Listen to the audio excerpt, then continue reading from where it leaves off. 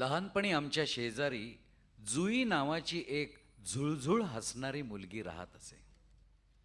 संध्याकाळी ती जाई जुईच्या मांडवावरच्या टपोरलेल्या कळ्या खुडायची. ती स्वतः फुले माळीत नसे, पण स्वतःच्या हाताने फुलांच्या वेण्या गुंफून ती शेजारी पाजारी वाटीत असे. कुशलतेनं गुंफलेल्या वेण्या मैत्रिणींच्या केसांवर खुलताना बघून जुई फुलून येई. घरात फार त्रास होता तिला. एका निपुत्रिक विधवेनं वात्सल्याच्या पूर्तीसाठी तिला अनाथाश्रमातून उचलून आणले होते. तिच्या मृत्यूनंतर जुई घरातली हक्काची दासीच बनून गेली. एक दिवस कळ्या खुडत असताना तिच्या काकूने कर्कश हाक मारून भाताखालचा जाळ कमी करायला सांगितला. परकराच्या ओच्यात जमवलेल्या कळ्यांची पुरचुंडी मुठीत धरून जुईनं स्टुलावरून उडी मारली आणि जाळ कमी करायला धावली.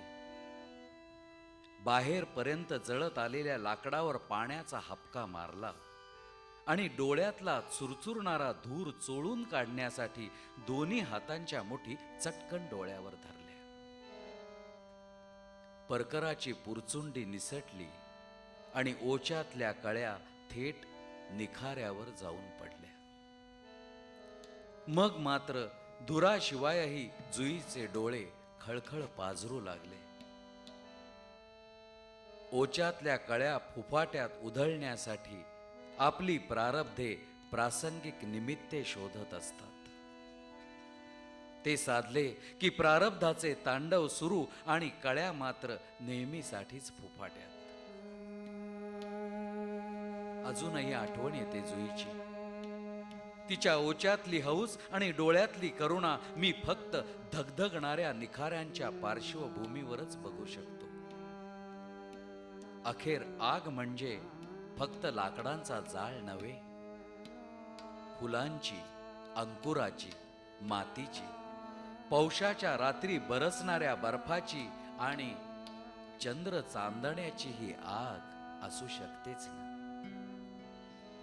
पाऊस आला,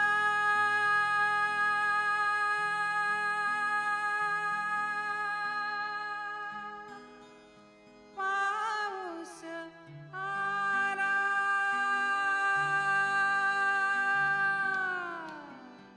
पाऊस आला, पाऊस आला, पाऊस आला, पाऊस आला, गारांचा वर्षा, गुरे अडकली रानामध्ये, गुरे अडकली रानामध्ये, दया घना उधा, दया घना उधा, पाऊस आला, पाऊस आला, पाऊस आला.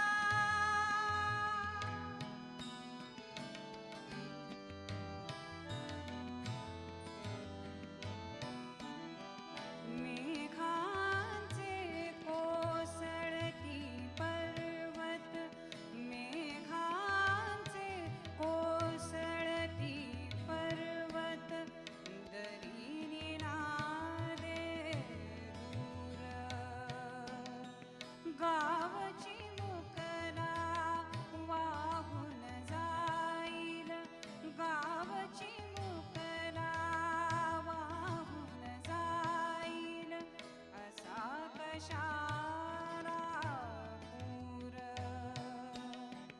थांब जरा सारदई माझ्या, थांब जरा सारदई माझ्या, ढगात लपल्या देवा,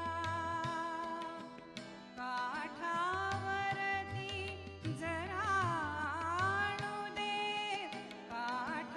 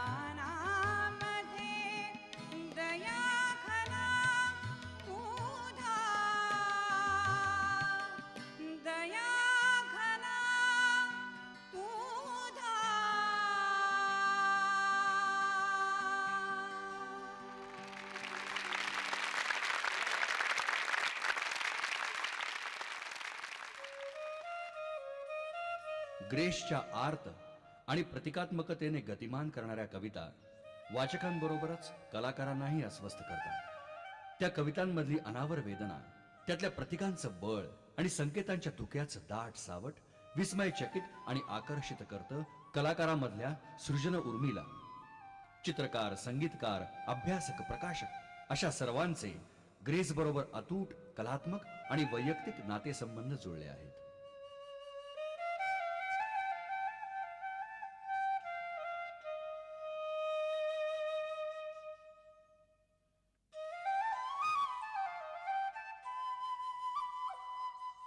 आता ग्रेसच्या आणि माझ्या मैत्रीला म्हणजे इन्क्लुडिंग रामदास आणि मी आणि माणिकराव या 30 वर्ष तर आता होऊन गेलेली आहेत. याच्यामध्ये माझा त्यांचा संबंध कविता, त्याची कव्हर्स, त्याच्या आतमधली चित्र याच्या संदर्भात होता. आणखीन वेगळ्या प्रकारच्या मैत्रीत त्याचं रूपांतर झालं. तर मला अचानक आता चित्र काढताना आठवलं की पेंटिंग सुरू करताना पेंटिंग सुरू कसं होतं हे काही सांगता येत नाही, पण तो एक क्ल्यू असतो छोटासा. एक क्ल्यू कुठंतरी येतो, कुठंतरी तो कदाचित बालपणात नाही कुठूनही येतो आणि त्या क्ल्यूनी पेंटिंग करायला सुरुवात होते. आणि तो क्ल्यू पेंट करायचा नसतो. ज्यांनी ज्यांनी क्ल्यू पेंट केले ते पेंटिंग अभद्र होतात. राईट. तसं माणिकच्या माझ्या मैत्रीमध्ये वी आर एक्सप्लोर्ड आणि exploring. Yes. That exploring is a painting. एक वेगळा मुद्दा सांगावासा वाटतो की मैत्री आणि प्रतिभा यांचं नातं सुभाष तुझं आणि ग्रेसचं जसं हे जाणवतं तसा माझा आणि ग्रेसचा संबंध नाही. आमची मैत्री आहे, अत्यंत घनदाट मैत्री आहे.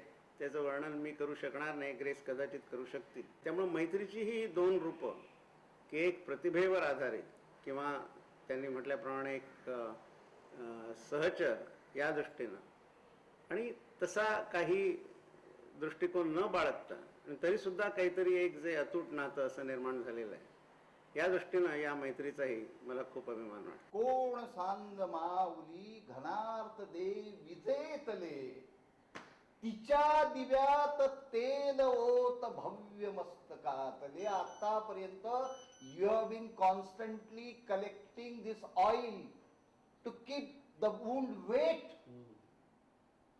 तर तू जे हे तेल जमवलेलं आहेस ते द्रौपदीच्या पंक्तीत हो.